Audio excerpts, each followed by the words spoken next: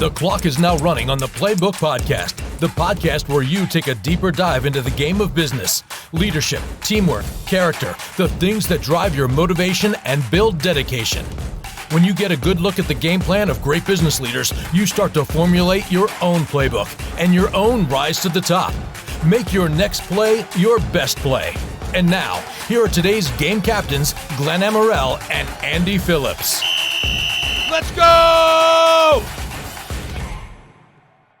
And welcome back to the Playbook podcast. I'm Andy Phillips, your host as always. Joining me is my co-host as always, Glenn Amorell. Glenn, how you doing? 2 notches above perfect. Wow, one of those days. Someone's ready for a holiday weekend. A long weekend. weekend. Who are listening, this will be after. But for those of you who want to know what we're referencing, it is Memorial Day on Monday. So it's Friday morning here and we're filming. We have a great guest today, and we don't want to waste any time with me and Glenn doing our thing. So let's just get right into it. Glenn, do you want to bring in the guest? Absolutely. Today we're fortunate enough to have Greg Thompson, who founded Thompson Insurance Enterprises, known as THOMCO, which was a small wholesale insurance operation. And he built it into a program administrator with over $175 million in annual premium. He then sold THOMCO to Markel Insurance Company and was ultimately promoted to president of Markel Specialty. Greg is currently an independent consultant and senior advisor for Century Equity Partners and a private equity firm specializing in insurance. So that's our first half. That's quite a bio. I think I need a nap now. That's great. Greg, welcome to the podcast. Thank you for joining us. Well, thank you, Glenn. I'm happy to be on this today. Great. We can only dream about having a resume like that. My Lord. Well, this is great because it really inspires us. I mean, we talk about people getting takeaways and stealing from your playbook. I mean, we do this every time, and man, what a great playbook you have. And we're super excited to dig into it. So I'm going to get us started. Greg, tell us what THOMCO looked like back in 1979. And back then, what did you envision for the future? Well, what it looked like was it was myself and a typewriter. I'm dating myself here, and a part-time assistant. And we were doing some business, mostly with Lloyd's of London, some wholesale brokerage business. And I guess my wish for THOMCO was to write. I would have thought we were hugely successful if we had ultimately been able to write $5 million in premium at the time. Wow, that's amazing. I mean, it's truly fascinating to us for sure. Yeah, and then that leads me right into my question, which is a little bit beyond the whole 5 million. I want to ask you, what skill set do you think helped you grow to that 175 million in premium, especially when at the time, let's call it your goal was 5 million. So what skills and what avenues did you take to get it well past your original goal? Well, I look at it almost from a different direction, which is that I ran out of ways to screw up. So Andy, I went down a lot of wrong paths along the way. But I think that the skill that I would credit myself with is that I learned from my mistakes, and there were plenty of them. But I learned from them, and I was humble enough to look in the mirror a few times and say, "Hey, I'm part of the problem." And make changes appropriately and learn from an experience that didn't go the right way. And Greg, this is by no means me saying you are part of the problem, but since you just said that is sometimes the hardest thing for people to admit is when they're part of the issue. And let's call it is. It might sound simple to our listeners, but if you never had those moments, very likely you never writing 175 million in premium because you'd have never uncovered some of those minor issues that could have turned into major issues, I'm sure. Absolutely. And sometimes they did turn into major issues. So along the way, I had a number of what I call in business near-death experiences. And so really it was a case where either I had to learn or the business wasn't going to make it. Right. And, I find that that's a common theme. I mean, to get to where you get to, you can't do it without making mistakes. And and the people that are willing to admit what they could have done differently and then change. So that's great. For Greg, for those who don't understand or know, can you tell us what an insurance program administrator does? Yes, and when I tell my friends over the years that that's what I did, I would see the eyes glaze over because nobody really understood it. The best way to describe it is this. So an insurance company typically underwrites, they issue policies, they decide what the rates are, et cetera. What a program administrator does is usually in a very specialized area, they are an independent contractor that the insurance company says, okay, you know more about this particular niche of insurance than we do. So we're willing to give you authority to decide whether you're going to accept this risk or decline that risk or rate this risk and what price you can issue the policies. Now, typically a program administrator doesn't have the full authority that the insurance company has. So they basically put a box around what you can do up to a point, and then if you get out, if you're going to go outside that box, you have to get their approval for an individual account that doesn't fit. But it's a really fascinating business. When I really got started in it in the late 80s, there were very few of us out there, and now it's a huge industry. Mm-hmm. And I think what it reflects, to forget insurance for a minute, it reflects the overall trend in business in the world towards specialization. And right. towards if you look at lawyers, it used to be a lawyer could do a lot of different things for you. Now, most of them are specialists, the really successful ones. So it's just an overall trend. Yeah, it's kind of interesting because at the Urconic agency, which Andy and I work for the Urconic agency, we the owner came up with a podiatry program, basically by playing tennis with a podiatrist. And, finding out, where his pains were. And those are things that you have to follow, right? And now the Urconic agency has the largest podiatry book in the state of Pennsylvania and second largest in Florida. So it's amazing how things evolve just off a game of tennis. So, I got to ask, a lot of, you'll find, startups for dummy books in any Barnes and Noble you go to. You'll find people write a blog or, push out an article about how to start a business or buying a business or, the first 5 years, what to expect. You never hear people talking about what do you look for when you're selling your business. There's really no advice for selling because I think people think that, you must be selling for a bad reason, when in hindsight, if you're selling your business, that's about as good as the days you can have in your business because that means somebody wants to buy it. So talk to us and really talk to anyone who's listening about any advice you give as an owner when it comes to selling your business. Well, first of all, if you want your business to be worth a lot, you've got to build something that's more than just you. You've got to have a middle management team of some value. You've got to have people behind you. You need to build something that also has a competitive advantage in the marketplace that isn't just like any other business out there. And these are some of the things a buyer is going to look at for value. Now, in terms of who you choose to sell to, I think that's very important if you plan to stay on. And I think it's very important if you care about your staff because they're going to be dealing with that new owner.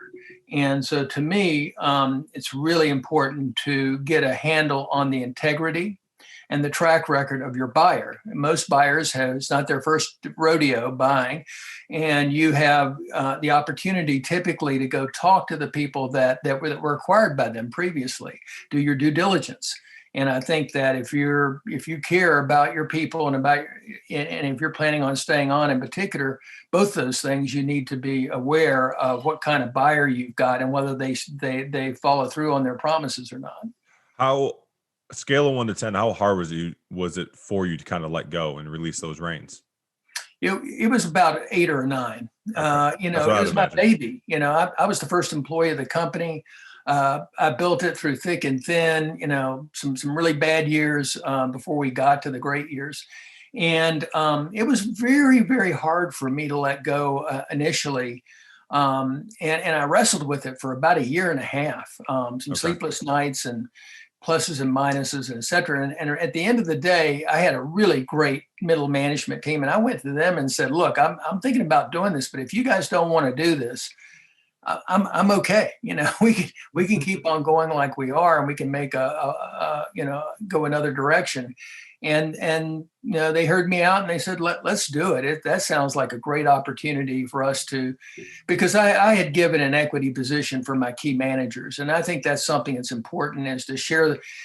We had a very robust profit sharing program in our company. And we also, the senior managers all had what they call stock appreciation rights that were attractive, and sort of gave them incentive to perform and to feel like they were owners as well. And also, it's a great way to not lose people, not lose top talent. Absolutely. I mean, Absolutely. That's a lesson right there. Yeah, because the stock appreciation rights are typically vest over a 5-year period. It can be even longer than that. And so somebody leaves, they lose the stock appreciation rights. Mm-hmm. That's great. We're on to halftime though, and again, pulling the curtain back. Let's just find out more about Greg Thompson, his likes, his dislikes, and any other thing in between. So, Greg, we do 10 question.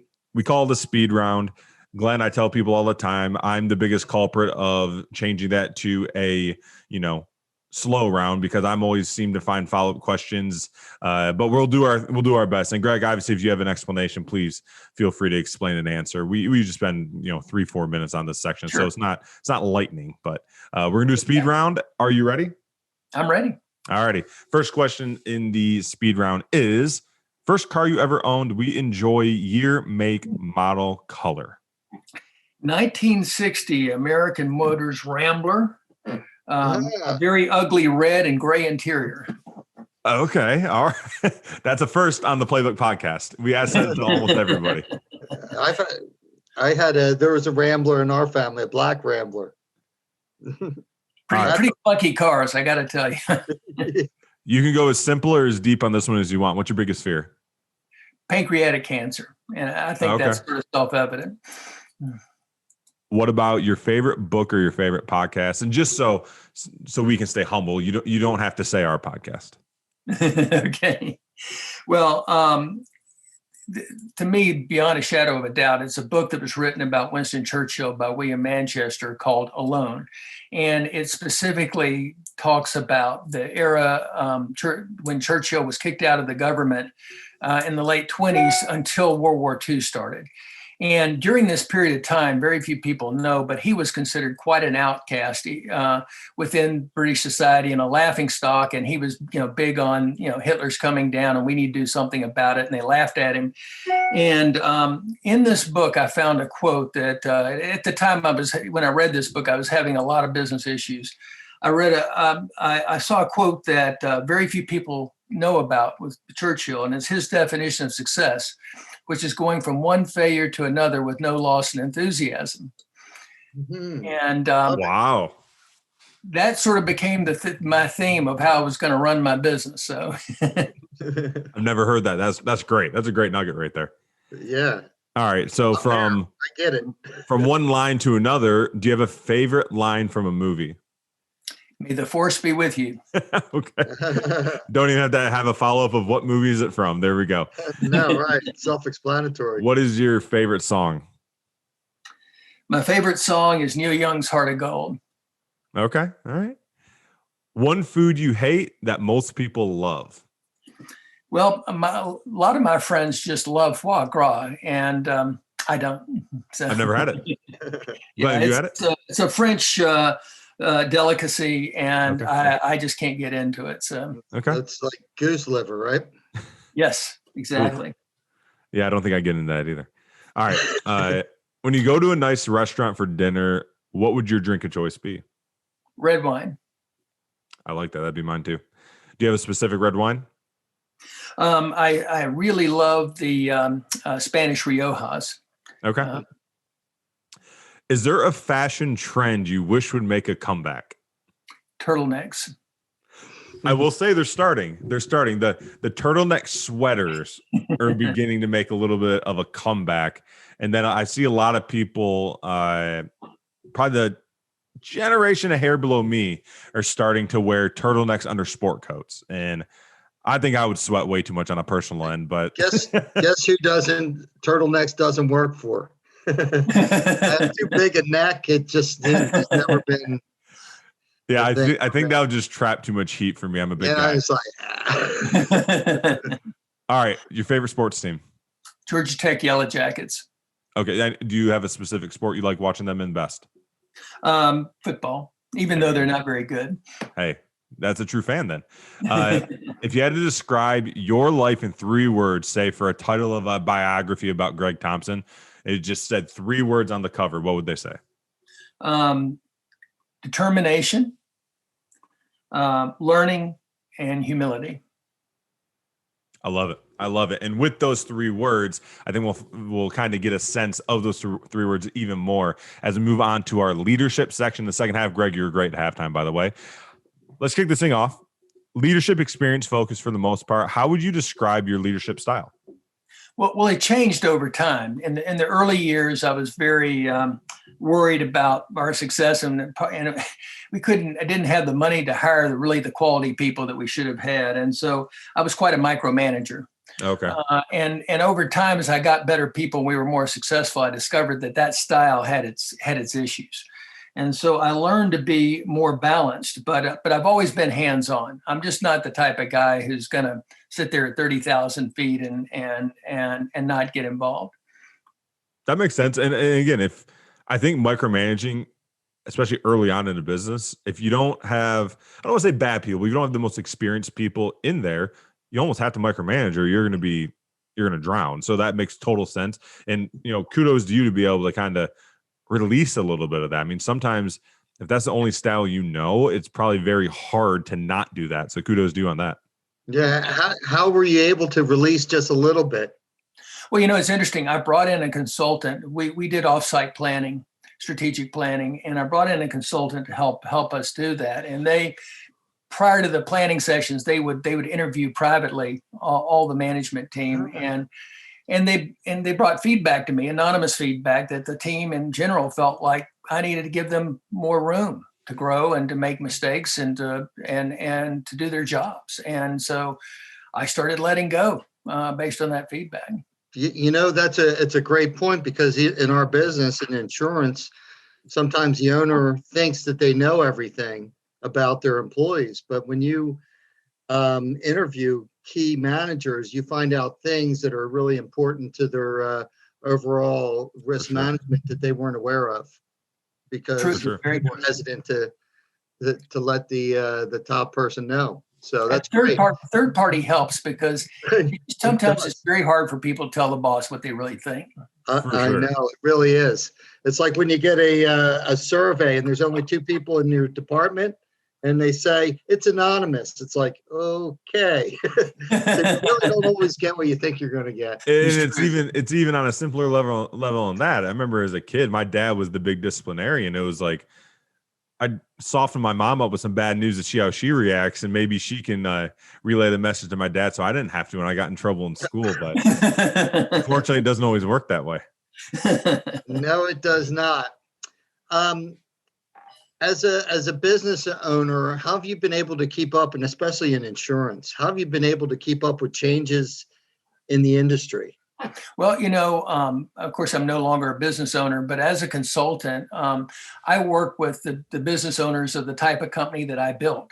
And it's great because I get the joy of being in the business, which I loved, without the responsibility of having to meet payroll and worry about the things that can happen to any business. So it's wonderful, and I actually, in some ways, I'm better informed now as a consultant, consulting with a variety of businesses than just being in my own business. That's great. Being that you're in a position that you're at, no one gets there on their own. Everyone, even if you have a feeling that you did, I'm sure you have mentors at various points, and you probably still have mentors with everything you do.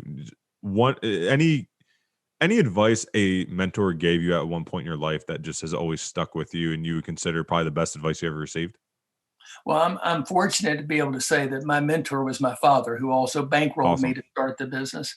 And he had, I could list any number of things that advice that I got from him that was really invaluable. But the one thing that really sticks with me is he was fond of saying that things are never as good as when you think they're good, and they're never as bad as when you think they're bad, because starting a business and building it is a roller coaster, and you got to learn how to ride that roller coaster without just getting too high at the highs and too low at the lows. And there's going to be a lot of both.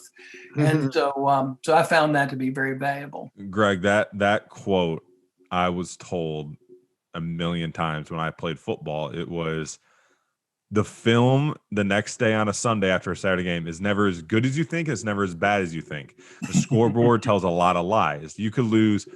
We lost to Michigan 59-9 week one. Wow. Week one of my junior year. We lost our quarterback and our all-MAC running back to injury in the first quarter. And the scoreboard was awful. The game was awful. I'm not saying it was, but for some reason, when you turned on the film, it wasn't as bad as we thought. We were closer than we thought in a lot of areas. And then we had a game we won 37-0 over UMass that same year. Amazing. We came in and the offensive line got drilled by our coach in that meeting because we might have won 37-0. There was a lot of mistakes on that field. So they always told you it's never as good as you think. It's never as bad as you think. So it's funny that goes right to business as well. Right, absolutely. And it goes to perception. Absolutely. It's so true. So as an insurance guy deep down, what do you see as the biggest risks that are facing business owners today? To me, we've got a serious case of judicial inflation.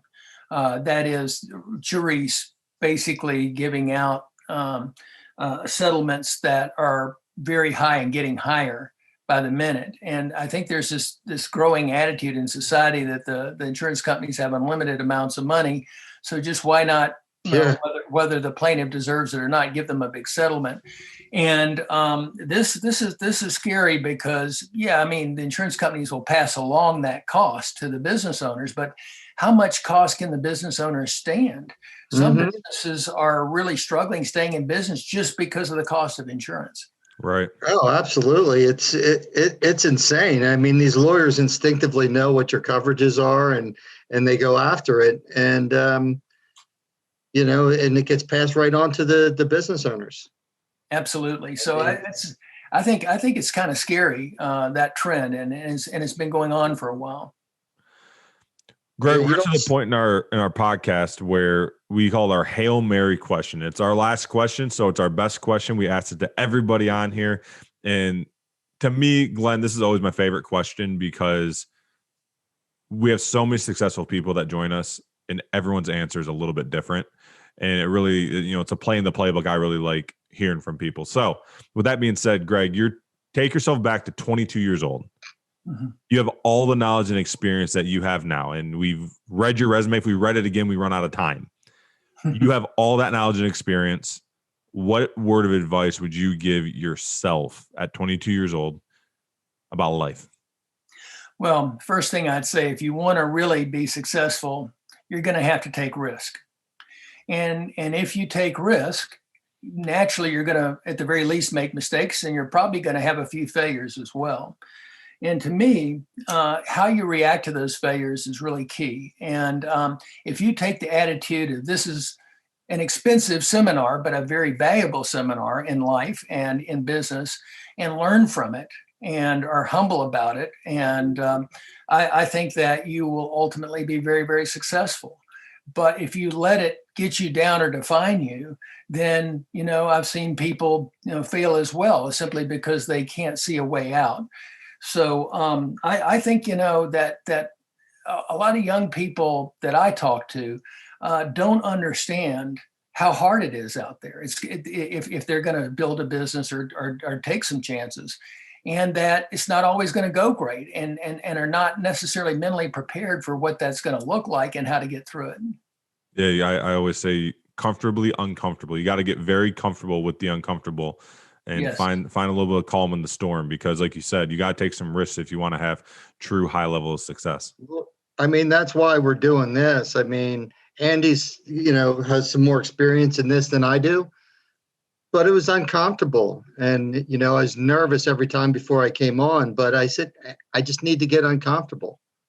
Sometimes I need to stand up in front of 80 people and feel really vulnerable, because those are the things that are going to take me to the next level. I mean, 100%. Even though I'm older, I'm still going for the next level in life. You just can't sit back and coast. Well, Glenn, I couldn't agree with you more. You got to get outside your comfort zone to accomplish great things. But it's just, unfortunately, it's just something you've got to do if you want to do some extraordinary things. And you've clearly done that, Greg. Clearly. Thank you.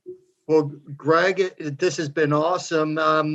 What would you like to tell our listeners about yourself? And I'll give you like 30 seconds to kind of little infomercial on humble brag time. Greg and what he's doing.